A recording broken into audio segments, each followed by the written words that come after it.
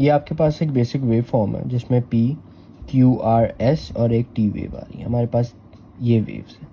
P wave atrial depolarisation को show करती है। Q, R, S ये हमारे पास वेंट्रिकुलर डिपोलराइजेशन को शो कर रहे होते हैं और T वेव हमारे पास वेंट्रिकुलर रीपोलराइजेशन को शो कर रही होती है। अब पी आर इंटरवल को देखा जाए, जो पी वेव के स्टार्ट से शुरू होता है और क्यू वेव के स्टार्ट तक ख़त्म हो जाता है, इसको पी आर इंटरवल कहते हैं। ये हमारे पास इम्पल्स ऐसे नोड से वेंट्रिकल्स तक पहुंचने में जितना टाइम लेती है, ये हमें पी आर इंटरवल बताती है।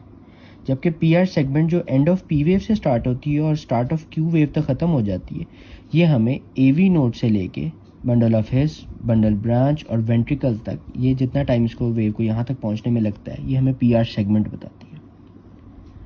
S T segment depolarization of ventricles को बताती है और नॉर्मली ये आइसोइलेक्ट्रिक होती है। जैसे मैं आपको बता चुका हूँ कि एम के केस में ये एलिवेट या इसमें डिप्रेशन भी हो सकता है। क्यू टी इंटरवल आपको स्टार्ट ऑफ क्यू वेव और एंड ऑफ टी वेव तक बताएगा।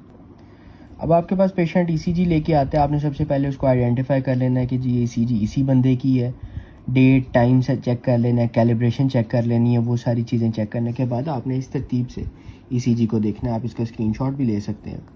सबसे पहले आप रेट देखेंगे कि पेशेंट का हार्ट रेट क्या है। दो तरीके हैं, 300 डिवाइडेड बाय बिग स्क्वायर्स और 1500 divided by number of small squares. अब आप इस ईसीजी को देखें तो आपने R2R इंटरवल में जितने बिग स्क्वायर्स आ रहे हैं आपने उनको काउंट कर लेना है और 300 से डिवाइड कर लेना। जैसे 300 डिवाइडेड बाय 3 होगा तो 100 उसका हार्ट रेट है। अगर आप स्मॉल स्क्वायर्स देखना चाहते हैं तो R2R इंटरवल में 3 बिग स्क्वायर्स है, इसका मतलब 15 स्मॉल स्क्वायर्स है। तो आपने 1500 को डिवाइड कर देना है नंबर ऑफ स्मॉल स्क्वायर से, तो हार्ट रेट आपका 100 आ जाएगा। ये आप इससे हार्ट रेट बता सकते हैं। अब अगर रिदम इरेगुलर है तो आप उसका हार्ट रेट कैसे निकालेंगे? आप number of QRS complexes in 6 seconds लेंगे, उसको 10 से मल्टीप्लाई कर देंगे तो आपका रेट निकल आएगा। या फिर आप number of QRS complexes in 5 seconds लेंगे, उसको 12 से मल्टीप्लाई करेंगे।